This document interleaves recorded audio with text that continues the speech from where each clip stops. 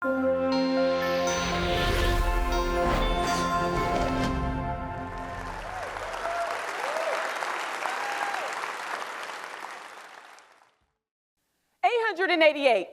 I'm hyped. My wallet is loaded and I'm ready to buy mine. At 777, I have been traveling, researching, and following every conversation about this project. At 666, they're selling fast. And now my fear of missing out is starting to kick in. But at 444, I made a mistake. I'd given away the keys to my wallet, and I was completely cleaned out. So at 222, I ditched the old wallet and I started completely over because I was committed to owning my first NFT. Now at 111, I tried to connect my wallet to the site. It wasn't working. And at 66, I didn't have enough cryptocurrency to cover the gas fee, so at 44, I just loaded the wallet some more, and then I called the developer. And at 22, that sellout is on the rise, and I hear the cheers, the excitement, and yet I still don't have mine. And then 11, I'm crying. I feel scammed. And to me now, this space is a fraud. So at 3, I pick myself up and I try again. At 2, I click the buy button. And at 1, my mint is successful. And now, ladies and gentlemen, I am a fly on the wall and I cannot be swatted. Now, this was my first experience buying an NFT. What the fuck is an NFT?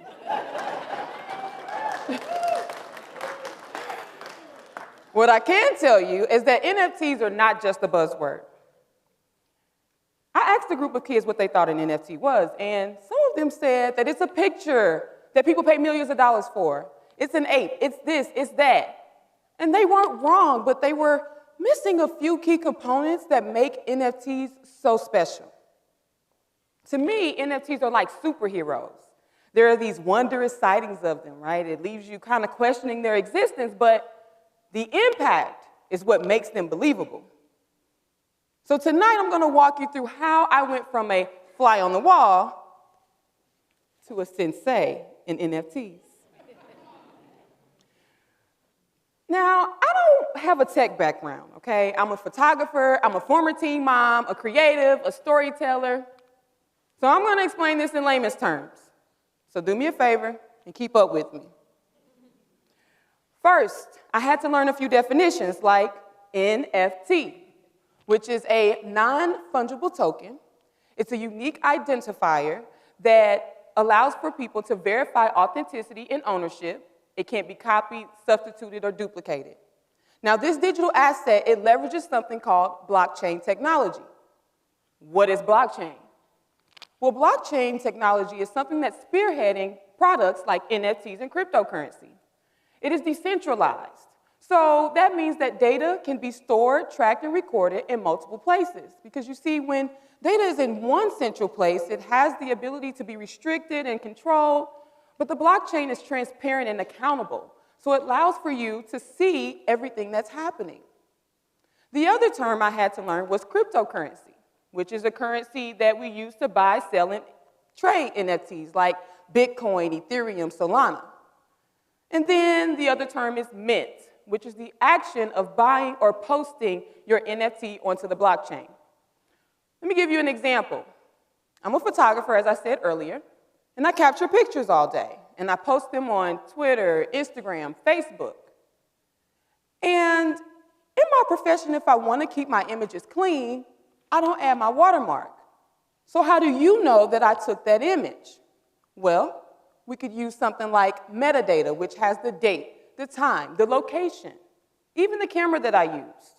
And the easiest example I can give you of metadata is the information that you see on your phone when you take a photo. It has the date, the time, location. This is similar to the blockchain. It has all of those details, except for anybody can see it. It's transparent. It also has information like sales price of the NFT, the wallet addresses that that NFT was transferred to. Okay? Now, Right now, when I post a picture on Instagram, the only form of currency that I earn is maybe a like, a follow, possibly, right? They like it good enough, a comment. I can't make no money on that. But let's say I had a community of 500,000 followers, and each of them supported what it is that I do. And I minted my NFT or photograph onto the blockchain and sold it for $1. And let's say all 500,000 followers actually bought that NFT. I've now made $500,000, right? That's appeasing. Okay? Now, I had to slow down because I was dream chasing. I had to ask myself, why would I buy an NFT? Well, in some cases, it provides exclusive access to people, networks, clubs, communities. And then in other cases, it has these play-to-earn qualities. But the biggest attraction for me with NFTs was a royalty. Now, I had only heard about this in music, publishing, writing. And in the NFT space, the premise of a royalty is that when I sell my NFT on the primary, and then my collector actually sells it on the secondary, I can earn up to 10% of that sale every time it's sold. That's a huge benefit because I can continue to make money off something that I made, right? Okay. Now, to my collectors, it's a you're welcome because now I've provided you with something that you can profit off of. All right, y'all, so we moving and shaking. I know the definitions. I know why I'm going to buy me an NFT, but I can't quite shake this feeling of the Wild Wild West. Remember when I said earlier that I gave my keys away and I was completely cleaned out? I did that. I had been in Clubhouse for months, and the reoccurring theme was to write down the keys, put it in a journal, lock it in a vault, weld it in metal. And when I say keys, I'm not talking about the kind that jingle. I am talking about these 9 to 13, up to 24 keywords that you're given when you open up your crypto wallet for the first time. I took a step back, went to Twitter, the worst place to ask for help when I wanted to buy my first NFT. And I thought that a bot was customer service, which does not exist in this space. I wrote all 13 of my keywords down in the Google form, looked up, and my money was gone. So, I want to encourage you to protect yourself in this space, okay? There are a few cybersecurity hygiene things that you need to make sure that you're following. Some of them you already know, like not connecting to public Wi-Fi to access sensitive information or clicking on random links. But in this space, we're going to talk about diversifying your wallet asset storage. Now, there's two kinds of wallets. There's the hot wallet, and then there's the cold wallet. Now, my hot wallet, it stays online. We only encourage these for transactions only, where I can buy, sell, trade, transfer the NFTs. But then we have our cold wallet. It looks kind of like a USB. I plug it into the back of my computer. I do what I need to do as far as transferring my NFTs from my hot wallet to the cold one, and then I disconnect it. Now, this makes me less vulnerable because it's not sitting online. My assets aren't just sitting there. So I want to make sure that you protect your neck out here because it really is the Wild Wild West. So let me introduce you to some of my favorite hustlers and my not-so-favorite hustlers. So I'm going to start with my favorites. We have Logic. He is the creator of the Plug NFT, right here from St. Louis. He actually was one of the first to gamify NFTs. And so the longer that you actually hold on to this NFT, it changes statuses. In the Twitter space, we call that holding on for dear life. In October of 2021, Logic released 888 of his NFTs. This man sold out in less than 24 hours. And at that time was a little over $300,000 that he made. I don't hear y'all. less than 24 hours, $300,000? Yeah. Okay.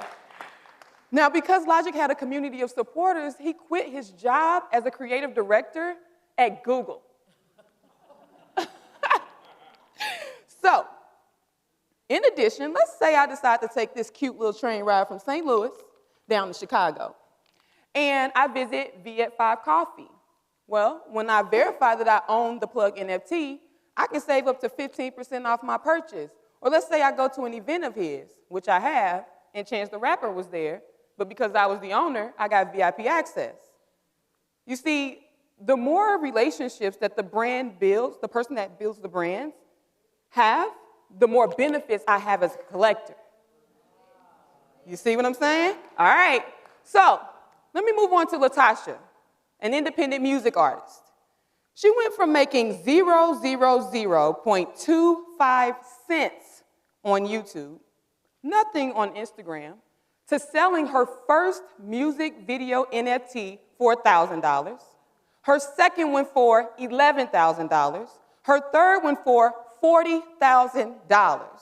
And her fourth one for $20,000.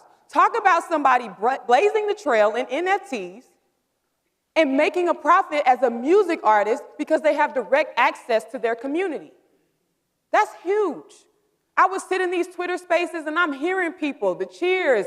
People are like, go, go, go, go, go. And the money just going up and up and up. And I'm talking about the girl just came for her checks. Seriously.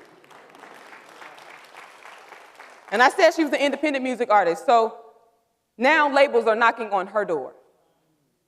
Now let me give you a not so favorite hustler, Meta World. They actually have this metaverse that gives you these beautiful naturistic views of, you know, water, greenery. You can live in a glass house if you want to. And so the premise here was to actually buy a few plots of land in the metaverse. But what happened was he actually sold those same plots of lands to other people before us. We never redeemed our property over there. It's a problem because there were no red flags that made me believe that I shouldn't invest in this project. However, this is lessons. Do your own research before you get in, okay? All right, so now I've begun actually introducing my ideas to the world. I've begun minting my own NFTs. You see, NFTs are a tool to introduce new and improved ways of problem solving, making social impact, collaborations, and of course, you gotta make that moolah. Through a successful inducement of fear, people have become overnight millionaires. And learning this new technology is exciting. And I told you already, it doesn't require any background in tech. However, it does require good cybersecurity hygiene, patience, open-mindedness, and a willingness to adopt new attitudes. I had a conversation with someone the other day who was completely confused about NFTs, and they didn't quite understand the purpose. And what I realized is that the gap in understanding here was the acceptance for creator-determined value for a digital work or an asset. For so long, society has placed higher values on artists when they're no longer here, or just this select few out of the bunch. However, NFTs have given artists the opportunity to connect directly with collectors, supporters, and their community so that they can profit and do what it is that they do best. I look at NFTs like an artist having their own Facebook. You own your own data. You determine your own stock prices. And then you provide, in real life and virtual experiences to people that they wouldn't ordinarily take time out to explore. For the first time ever, I'm able to set my own value to an audience of builders, artists, collectors, investors, and people who don't make me feel ashamed for doing so.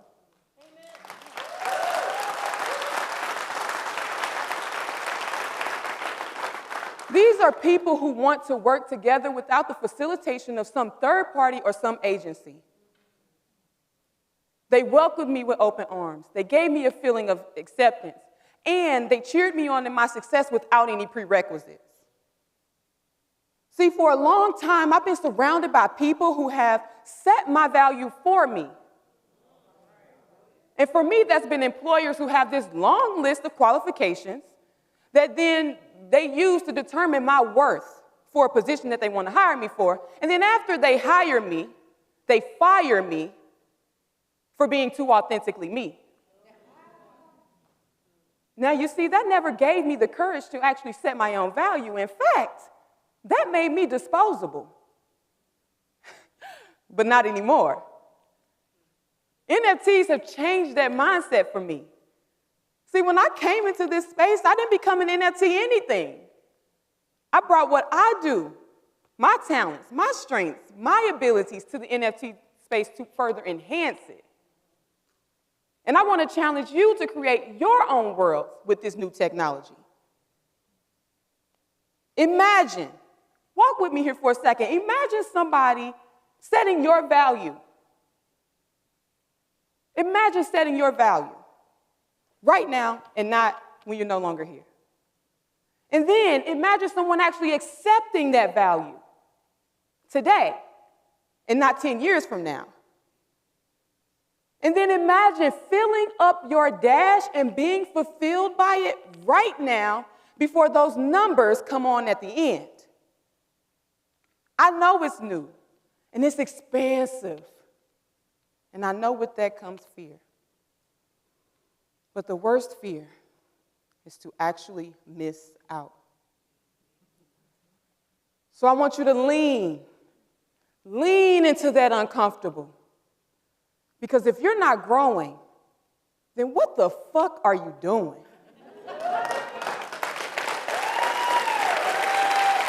Thank you.